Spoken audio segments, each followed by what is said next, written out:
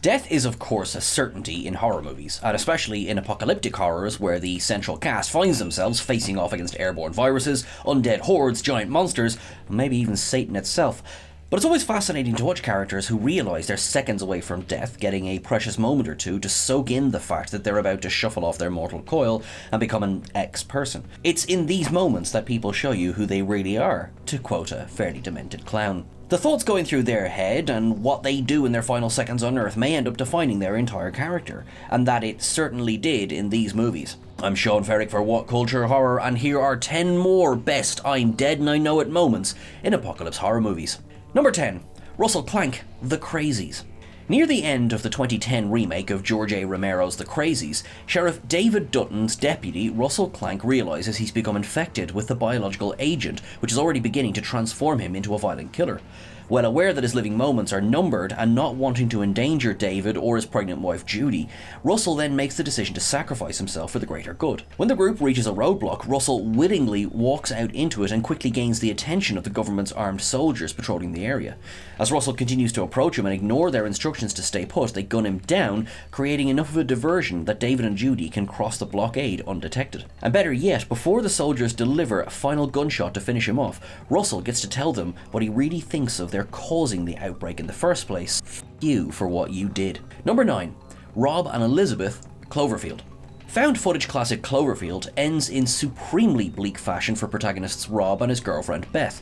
After Rob spends most of the movie speeding across New York City to rescue Beth amid the central monster attack, the pair find themselves scrambling to flee the impending carpet bombing of Manhattan as part of the government's last-ditched attempt to kill the creature. But in Cloverfield's final moments, with all possible avenues of escape exhausted, all Rob and Beth can do is cower underneath an archway and deliver a final testament to the camera as they wait for Manhattan to be levelled. In the chilling closing seconds, we hear the pair frantically declare their love for one another before the area is annihilated by the bombs and the movie suddenly ends. It's uniquely disturbing because it feels so real that this pair knew they were moments away from death and so wanted to leave behind one last testimony that maybe might be discovered. Number 8. John Kostler, Knowing. Knowing may be a pretty flawed movie, but it does nevertheless commit the courage of its convictions where it matters most, that is, right at the end. Earlier in the film, Professor John Kostler discovers that an extinction-level event is seemingly primed to destroy Earth, and if you assumed the heroes would somehow find a way to prevent this, per Hollywood tradition, you'd be dead wrong. At the end, a small number of Earth's children are led to safety by extraterrestrial angels, but the overwhelming majority of the world's inhabitants are simply left to be atomized by the impending solar flare. And so, Knowing's awe-striking closing sequence sees John visit his remaining family, solemnly embrace them, and wait for nature to take its course. Weird alien angel nonsense aside, it's a laudably ballsy ending for a crowd-pleasing sci-fi flick, and a rarest of ones that leaves the imperiled characters accepting of their fate rather than running around screaming frantically. Number 7. Robert Capa, Sunshine. Danny Boyle's mesmerising sci-fi horror Sunshine revolves around the crew of the Icarus II as they mount a mission to fire a nuclear payload into our dying sun in a desperate attempt to effectively reignite it. The film climaxes with physicist Robert Capa scarcely fighting off the deranged captain of the prior former mission, Pinbacker, and then detonating the bomb. Though Capa's quest wasn't initially intended to be a suicide mission, with the ship's oxygen supplies severely compromised, he's acutely aware that his now one-way trip is imminently coming to an end. In a gorgeous closing sequence, Capa gets a few scant moments to watch the edge of the sun expand in front of him before he's engulfed by the flames.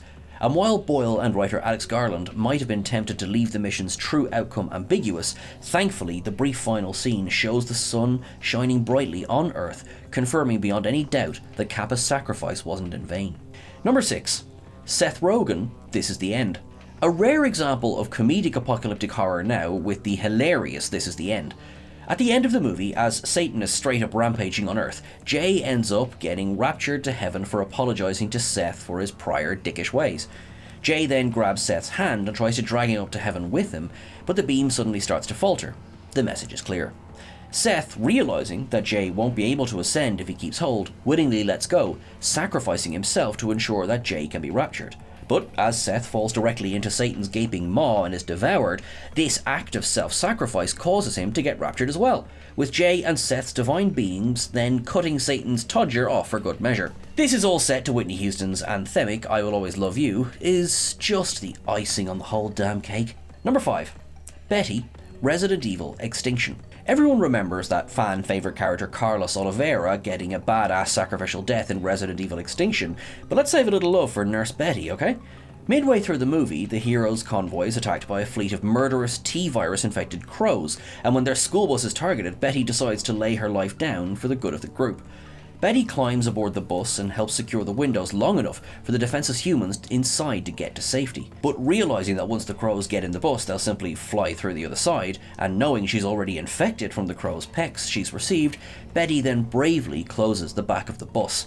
And so, in her final seconds, she unloads her remaining ammo into the crows as they fly inside and swiftly maul her to death. Number 4.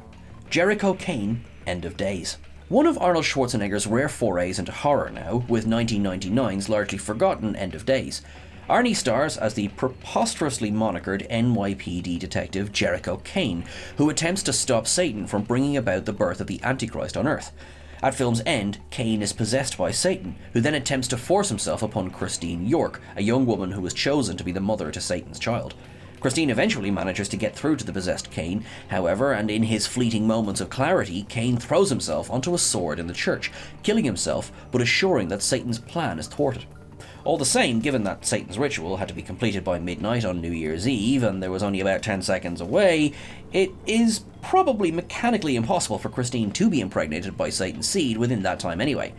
Then again, when the fate of the world is at stake, you can't really blame Kane for not taking any chances here. Number 3.